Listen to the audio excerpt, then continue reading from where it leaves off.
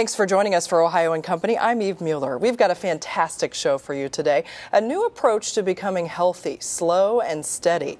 We'll talk with an Ohio woman who is gaining real ground locally and nationally, helping people conquer the battle of the bulge.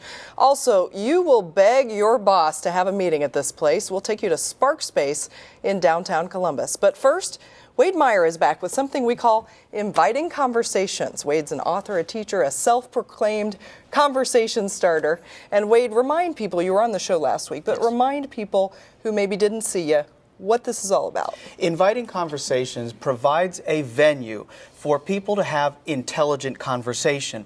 If you remember, we've kind of lost the porch theory where people would just sit on the front porch and just talk about issues. So here is an opportunity for people to talk about issues. For example, this week we're talking about mandates. There's a big thing going on in Congress about whether or not health care should be mandated. Now we have other things that are mandated. Children are mandated to go to school. Immunizations are required. Auto insurance in the state of Ohio is mandated. With these mandates, should there be a public funding option for people who can't afford it? And so that's the inviting conversation of the week. And just looking for people to express their opinion in a thoughtful and intelligent manner. And you've brought someone with you today. Yes. Brett Andrews is a farmer's insurance agent, and Brett is here with us. Brett, thanks for coming. Thanks for having me, Eve. So let's talk about the minimum coverage in Ohio. What is that, and do most people just do the basic minimum? Well, the minimum coverage in the state of Ohio is actually $12,500 per person, $25,000 per accident. And there are certain companies that specialize in having people simply have the minimum coverage just to remain legal in their vehicle. And what's wrong with that, I guess I would ask? Well, the simple problem is if you only have the minimum coverage, you might understand $12,500 per person in an accident that has injuries is not going to go that far. Basically, if you hear the ambulance coming, your limits are up, and anything beyond that is going to be out of your pocket. So should the legal limit be raised, and is there any effort to do so? There has been an effort in the State House in recent months to actually raise the legal limit to $25,000 per person and $50,000 per accident.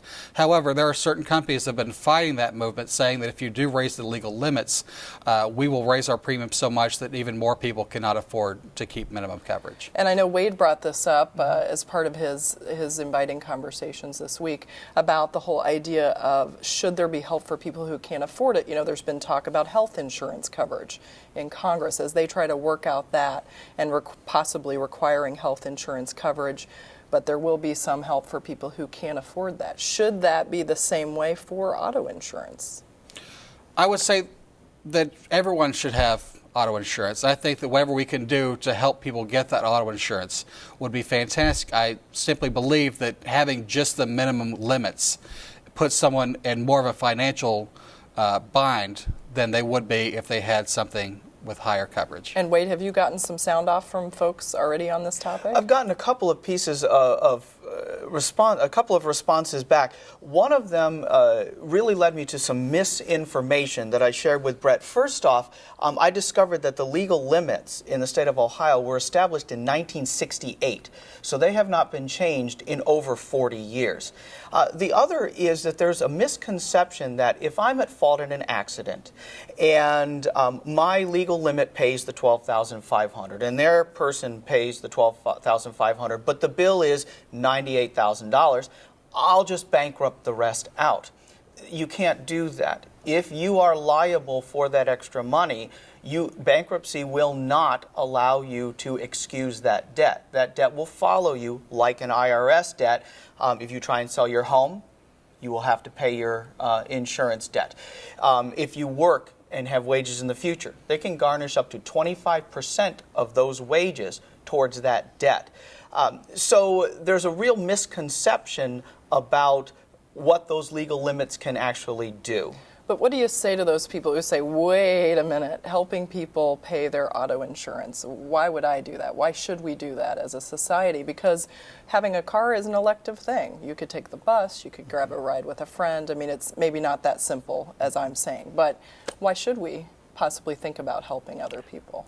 Simply because if people only have minimum limits, that means if you get in an accident with these people and you have injuries, their insurance is responsible for it first. Then your insurance is supposed to pick up on it. If they don't have enough, you could be left in a financial bind just as much as they can.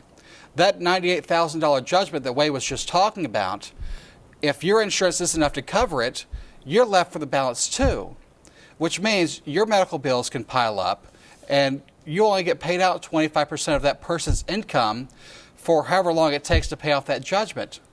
Well, I guess until any laws are changed, we just, as individuals, need to look at it ourselves and think carefully about the kind of coverage that would most protect our families. And I want to ask Brett a quick question.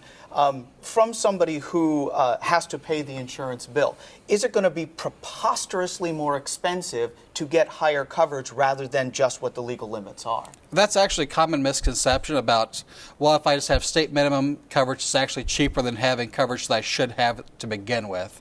And in my experience, you can have a $500,000 liability policy for about $7 to $9 more per month than you would pay for a state minimum coverage policy. Okay. Brett Andrews from Farmers Insurance, thanks for being with us. Thank you. Wade Meyer from Yes. Inviting Conversations. Always a pleasure. Thank you very much, Eve. And for more information about Inviting Conversations and how you can join in on the discussion, just go to invitingconversations.com. Next on Ohio & Company, to spark your best thinking and creativity, SparkSpace is the place to be for your next business meeting or retreat. We'll take you there, so don't go away.